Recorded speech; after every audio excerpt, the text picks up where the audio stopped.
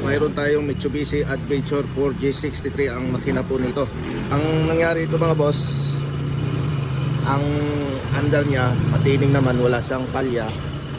At ito nga ang concern ng mayari nito mga boss, pag biglang inaapakan ang kanyang accelerator, nawawala ang kanyang power. Tulad po nito mga boss, pag nire-rev natin ng bigla. Pero pag dandahan, malakas ang power po nito. Ang nangyayari dito mga boss, pag binibigla apakan, nawawala ang kanyang power. Tulad dito mga boss, yan. Para siyang namamatay. Pero pag dandahan, okay naman siya. Malakas ang power niya pag dandahan ang accelerator nito. Pero pag binibigla natin mga boss, so itong nangyayari sa kanya mga boss, bumabagsak ang RPM at nawawala ang power niya. So yun o, yun, sinasagad po natin yung accelerator, so hanggang sa namamatay siya. Yun, ito ang gagawin natin mga boss. Ang sira po nito, hanapin natin. Ito mga boss, malalaman natin ang problema po nito sa makina, kung bakit siya nawawala ang kanyang power pag binibigla, pag inapakan ng kanyang accelerator. So unahin muna natin mga boss ang kanyang airflow sensor. So ang airflow sensor niya mga boss, dito nakalagay sa air cleaner. So ito yung air filter sa loob at ito yung airflow.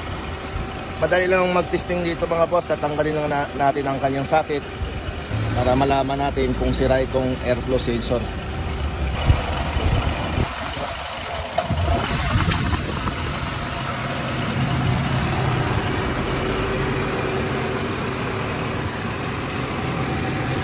Tatanggalan natin ang kanyang socket sa airflow. Ngayon titingnan natin mga boss kung may power na ba ito.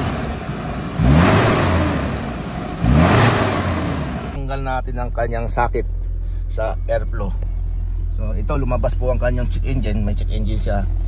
At yun nga, so, pag binibigla natin mga boss ang apak ng accelerator, so tatistingin natin. Ayun,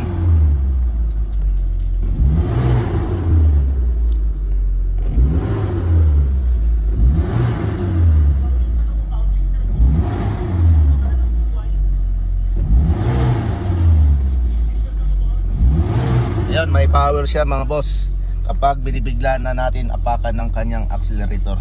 So subukan po natin yung aircon, iyon yung aircon niya. Yan. At ngayon subukan ulit natin idiin ang accelerator niya.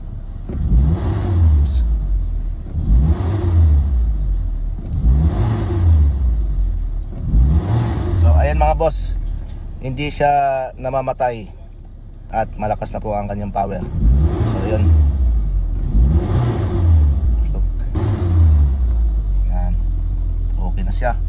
Ayos na siya mga boss, na tinanggal natin ang socket ng airflow sensor.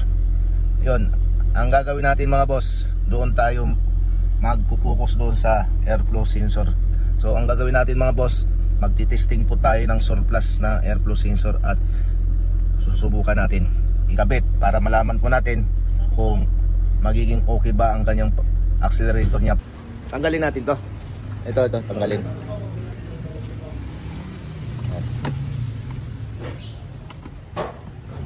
Sige.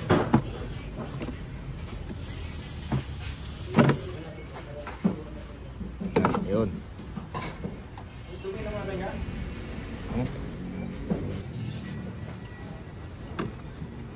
Ito mga boss, susubukan natin tong surplus na pinaka airflow sensor po nito. Ito yung airflow. Yan. Ito, ititesting lang po natin to. Dahil magkaiba po laki ng housing, saka yung original magkaiba ang laki ng housing. So igagano lang natin, isusuksok lang natin to. Susuksok muna natin.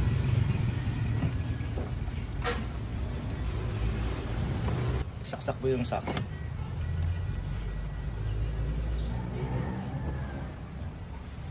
Tapos yan, ano mo may yan, testingin lang natin to.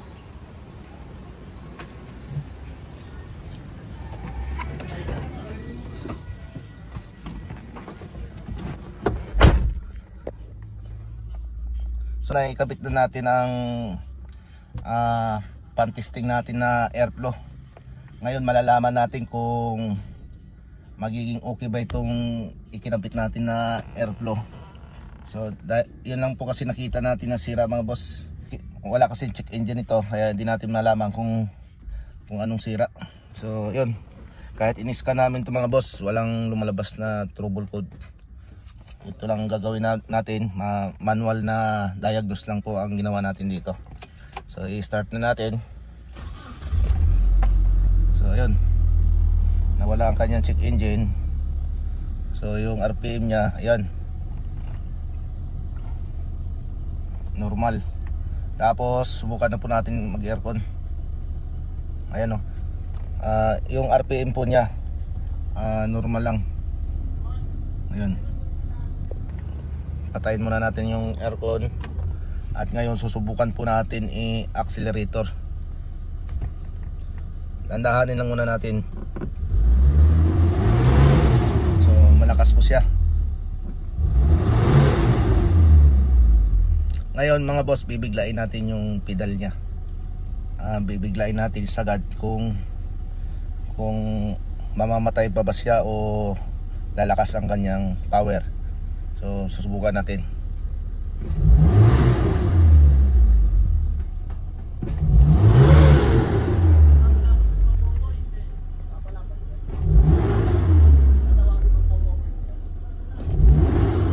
So ayan mga boss, binibigla na po natin yung apak ng kanyang accelerator.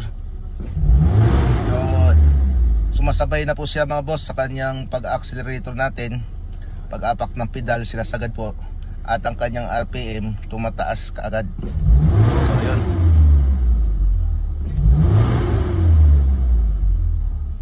So ayan mga boss,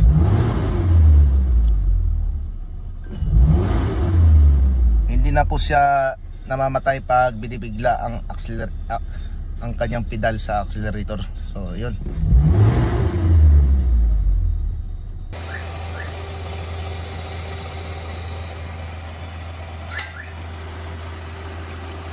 Ayan mga boss, kinabit na po natin ang kanyang surplus. So ang ginawa natin, ang nilipat lang po natin itong pinaka airflow sensor nya. So ito yung surplus. So ayan, ito po yung original nya. Pinagpalit po natin kasi itong surplus maliit po yung housing ng pinaka kabit ng airflow yan.